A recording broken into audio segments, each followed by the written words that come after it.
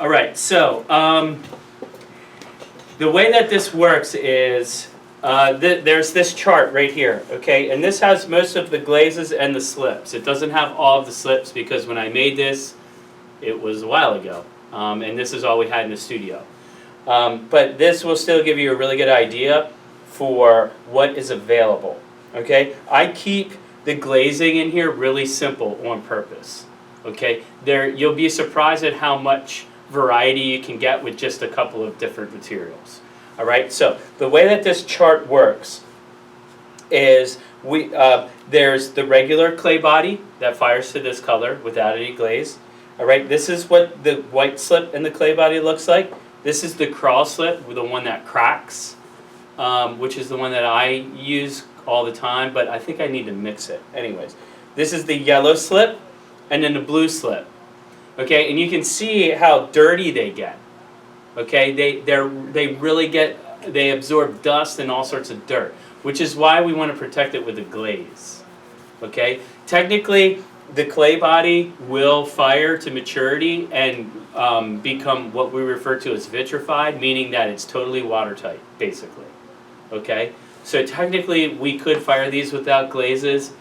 You guys are doing things that are hand built, so sometimes sculptural things might not be glazed, but for everything else, I do encourage people to always use a glaze. All right, now, so the way that this works is it's gridded and designed to these top rows are, this is just the regular clay body.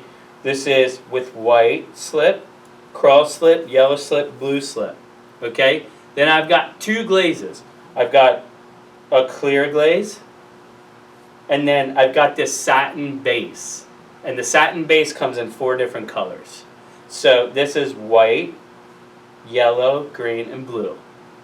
Okay? So if you want to use the grid and you have like yellow slip and you want to use white glaze, you can go to the yellow slip row and the white glaze row. And there's my yellow slip with my white glaze. Okay? Now what I want you to notice is the difference between the gloss and the satin glazes. All right, see, look at this yellow and how bright and obvious it is. And then with the satin glaze, because it's not translucent, right? It's semi-opaque. It's mostly opaque, right? So there's it kind of hides what's going on underneath, right? Okay, so these types of glazing and slip relationships are going to be really important, especially when you start considering adding in the clay body. Okay, so for example, if you're using drawing on the surfaces of your pots and you're using like a bright colored slip and then you draw your image with the clay body, okay, you're getting that type of contrast between the slip and the clay body. All right, that's great. But you know, if you start using like a blue glaze, it will start hiding that contrast, or the green glaze, it might hide it a little bit. All right, so you really need to start understanding the relationship between the glazes, the slips, and the clay body, and how you're using them all together. All right, so you know, usually if you know, the white does pretty well with maintaining the clay body and slip relationship. Okay, you can still get this light blue. All right, but with the gloss glaze, however, it's a really dark blue, right? Okay, so I really need you guys to start understanding this. You usually understand it through glazing and firing your work and making mistakes. Okay, all right, so just be open. Try to commit to a decision. Try not to overthink it. We'll fire it through, or we can discuss it before you glaze. Okay, which is also why I have you guys do exercises. So that you can do experiments on your exercises with composition and then also with the glazing process. Okay? All right, very good. This is always floating around.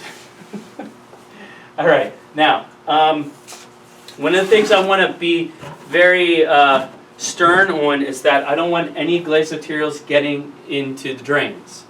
All right, one, it can clog the pipes because a lot of times these materials are really heavy, and they'll like build up and pack up and cake inside of pipes. But also because sometimes glazed materials has toxic materials in them that we don't want to contaminate our drinking supply. All right, so what we want to do is capture all of our glaze wash water in this bucket. So this bucket, there's always like one or two of these floating around, and it will be with the glazes. So over here on this shelf is where the glazes always are. We always put them there when we're done, so that they're out of the way, but we always know where they are, okay? So usually this glazed wash water bucket is with all the glazes on that bottom shelf, all right? Many times what will happen is after you guys can clean up all your stuff, the glaze sediment will settle down to the bottom, and either my assistant and I will take off all the water, and then we pull out all of that sediment, let it dry, and throw it out. Okay, so it's really important that everything gets washed into here. Now, you can use a bucket of water. You know, sometimes this gets a little funky, and maybe you'll want to use a bucket of water, or there's so many of you. You can, you know, have buckets of water here. That's fine as long as all of this water gets put into this bucket. Okay, if this bucket gets full, which it rarely happens, just pull out another bucket and put that wash water in it, and then put them beside each other, and then I'll recognize that and I'll deal with it. Okay? All right, very good. All right, so you can see that these glazes are labeled. So this is transparent gloss. That's our clear glaze. And then the others will be labeled. This one is, I think, the yellow. It should say satin yellow, okay? And then this one is satin white. Now, what's important to understand is that glazes aren't really glazes unless they're mixed. Okay, so this is water, and then there's a bunch of gunk down there. Okay, it's basically feldspars and different types of ground up rocks. Okay, and clay. And so what we need to make sure that we always do is we want to make sure we get one of these spatulas and stir it up. And if you don't stir it up and have consistency from top to bottom, like if you just give it a couple of turns, it's not going to be enough to get up all the sediment. Okay, it needs to be totally consistent throughout the entire mixture, okay? Or you might not capture all the materials in all of the glazed areas of your pot. The other thing too is that you might dip it in, and where it's lighter, like so typically it's heavier at the bottom and lighter at the top, you'll dip your pot in, and wherever it engages with the different consistencies, that's how it will show up on your glazed pot. So you might have like thin areas and thick areas, all right? That's, again, it kind of depends on what we're doing, but typically we want to have a consistent glaze coat, okay? All right, so I'm going to make sure that I stir this up, and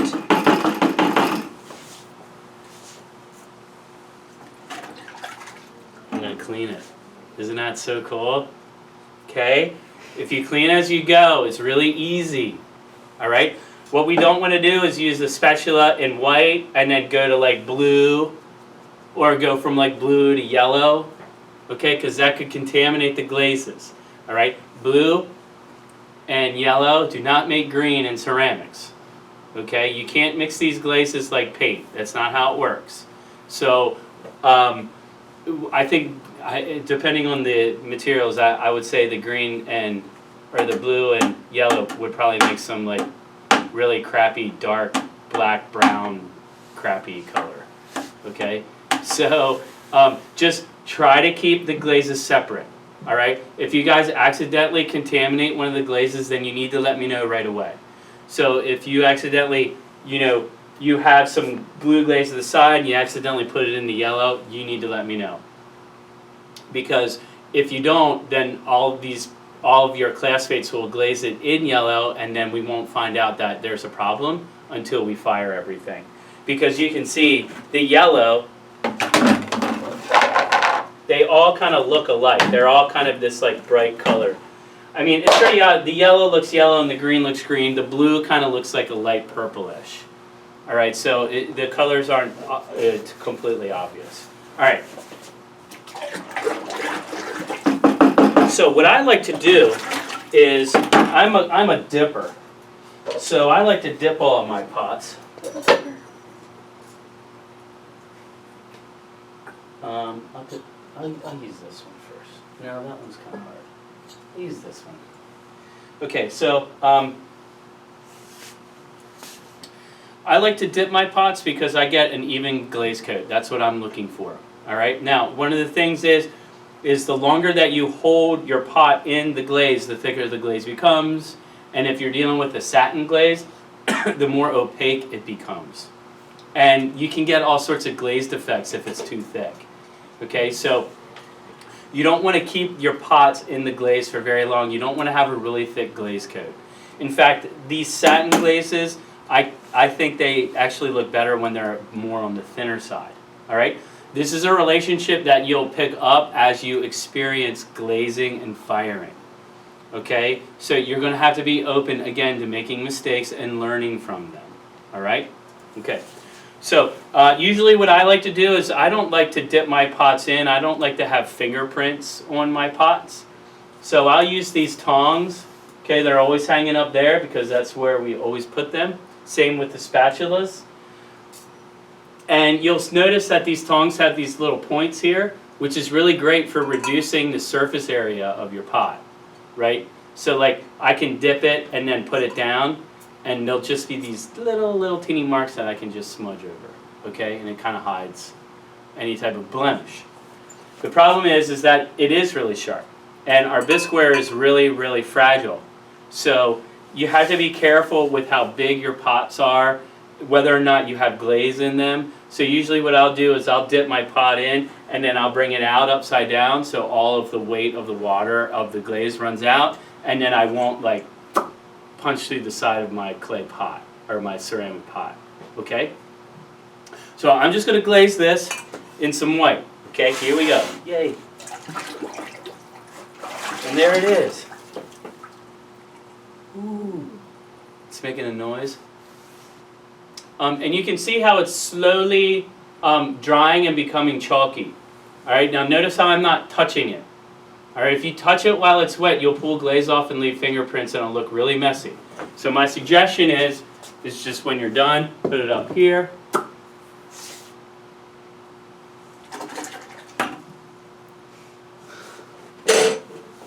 Pretty cool. Okay. Then I can move on to my next one. Now you're probably wondering, well, can I use different colors? And the answer is yes. What I don't want you to do is to take this pot, dip it in white, then dip it in yellow, then dip it in green. Okay, that will make a mess. And what will happen is it will create such a mess that it would melt all over the kiln shelf and become permanently fused into the kiln, which would be bad for you because then you would learn how to grind shelves. And then you would have like big goggles, ear and eye and respiratory protection, and you'd be out there with a grinder, grinding all the shelves clean. So let's not do that. So what we need to make sure is that, if we want to use multiple glazes, that's fine, but just kind of have a little bit of a plan in there. So let's just say I want the inside to be yellow and the outside to be white. That's great. I can glaze the inside first and then dip it in the white, and then, I can have a little bit of overlap between my glazes. That's fine. All right, I can take this and dip it in white. Here, I'll do it to this one. Here we go. I'll dip it in white.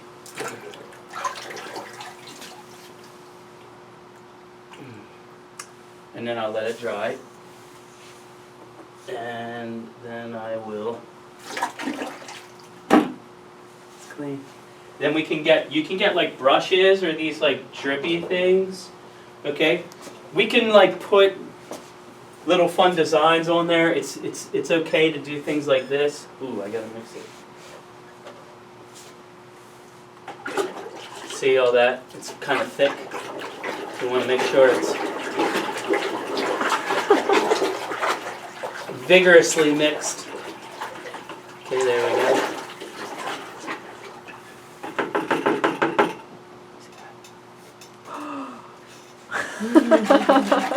One solid. Okay.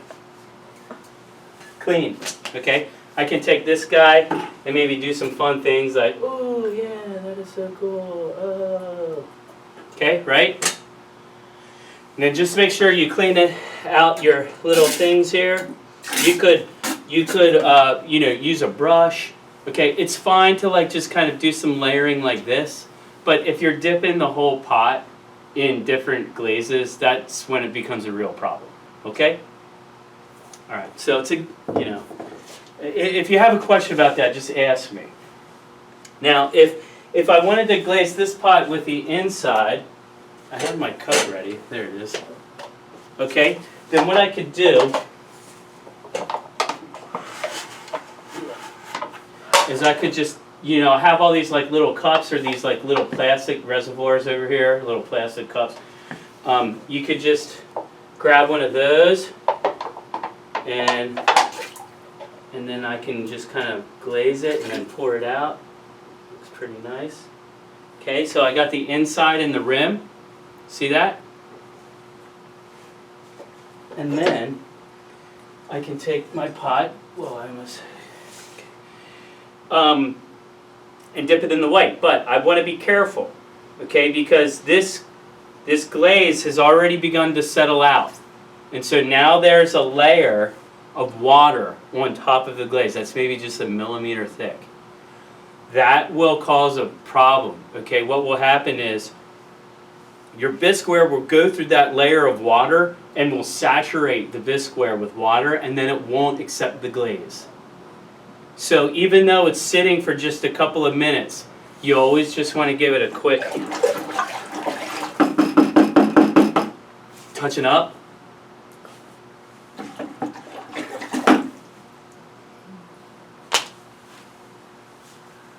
Clean. Okay, and I'll just go straight in. And there we go. And you can see, it overlapped a little bit. That's fine. It's going to be a nice kind of like, interaction there. It'll be real nice. Okay? I'll just put it up there and blah, blah, blah. Clean. Okay. I got this other pot, but it doesn't really matter. There's other things to show you, but as we go through the semester, I will bring in more complexity, okay, into the process. All right? But until then, this is just kind of the basics. So I'm going to show you guys now how to clean things up. All right? So what I need you guys to do is make sure that all of these tools are cleaned up, okay? And I was cleaning them as I was using them, so it doesn't, I'm good to go. So usually the cups we can put in the drying rack, but you can just put, these things right back in the brush bin. You can just hang up these other tools here. It's fine. They can just kind of drip dry. It's all right. Then what I ask you guys to do is, cover up all the lids with the proper lid. Okay, this one's the yellow one. It's got yellow glaze. This is the white one.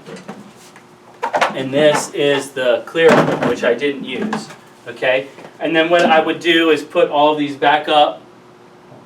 And then, if I can, if I made a big mess, maybe just wipe up some of the glaze. If you make a really big mess, then we need to use the mop bucket. And I can help you with that, of course. But what you would do is you would mop all of this glaze up into that bucket and wring the mop out, okay? And then we would pour that mop water into this glaze wash water bucket. Okay, then everything settles out, we pour off the water and then get rid of all the stuff. Okay? Alright, so prepping our work for firing. So after my pots are all dry, okay, see there's these two little dots. I can just take my finger and, pretty cool, huh? Okay, I'm almost done. Now, you can see the foot of my little pinch pot here, okay, it has glazes on it. And what I need to make sure is that I clear all the glaze away, so when I put it in the kiln, it won't permanently stick to the shelf, right? So what I need you guys to do on all of your pots is just take a wet sponge, and you want to clean away all of the glaze 100%. No glaze. Okay, now this one I can get away with. This glaze doesn't move a whole lot vertically, so it won't like fall down, and it's kind of thin, so I'm just going to kind of leave it, you know, just on the bottom. I'm just going to clean mostly the bottom. Okay, that should be fine. But these pots, you need to clean all of the bottom and then up the side, maybe like 1/8 of an inch or something. Okay, and what that will do is if you have a thicker glaze coat, the glaze will want to run down when it gets really hot. Gravity will pull it down. And if you have a lot of glaze down here, it will stick to the shelf. Okay, so that's another reason why I ask you guys to cut foot rings into the bottoms of your pots, because those little cut edges will create a really nice glaze line for you to clean up to. Does that make sense?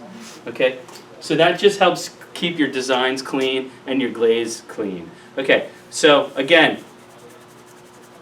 I'm going to wash. I want to get all the glaze off, you know, as much. I even want to get up into my name, okay, and then up the side a little bit. And the trick is to have kind of a wet sponge, right? But you want to avoid mistakes like this. Okay, see, I had such a wet sponge and I was kind of upside down where the water is running over the glaze. Okay, that's going to carry glaze away and mess up your whole glaze job. So typically what you want to do is you want to try and keep your pot right side up, or just kind of angled, so that, you know, the water will run down your hand or fall onto the table or something like that. Okay. All right, one more. I hope you like white and yellow. Yeah. Okay. All right, now you'll notice on this one, it has slip as part of the surface. That's fine. It's not going to melt. Slip is clay. Okay? So it won't melt, it won't stick. So you're basically trying to get the glaze off. All right, and there we go. 100%, no glaze. And then up the side just a little bit. Okay, these little pots, it's not that serious, but bigger pots, you know, we want at least 1/8 to 1/4 inch up the side of the pot, clear of glaze. Okay. Now, I've got all my pots. All right, I'm all done. I'm about to clean, so I'll put my water in the glaze wash water bucket. That was a lot of water for a couple of pots. It was kind of dumb. Okay, now I need to make sure that I clean up the table. And if you guys are using these tables with glazes, it's really important that you wipe it down first with a sponge. But then you need to make sure that you get a paper towel. And believe it or not, the water, you'll get the majority of the material, but when this water evaporates, it will leave all of this clay that it's picked up, or the dust, and that will create a film on top of these tables. And glaze is even more important to keep clean than the clay body, because the glazes have it has silica in it. Like, we put ground up silica, which is the main respiratory issue in the studio. So it's really important that we clean up the glaze, okay, because that can be more damaging to our healthy environment here. So if you just take a paper towel and just give it like a final wipe, okay, then it will get up all of that dust. See? Okay, and you can just ditch it. Oh. I mean, yes, good shot. The camera can't see that. Okay, then what I want to do is, when I'm all done, I've cleaned up all my stuff. I put all my stuff back. I cleaned this all up. Great. We're going to put all of your pots over on the glaze shelf. Okay? And if I have a tall pot, I'm going to put it on the top shelf. And if I have these short pots, I'm going to, again, pre-sort your pots. So you're going to want to try and find the shelf that best fits the size of your pot. That will help us keep things organized and help us when we go to load the kiln. Okay? All right. Any questions?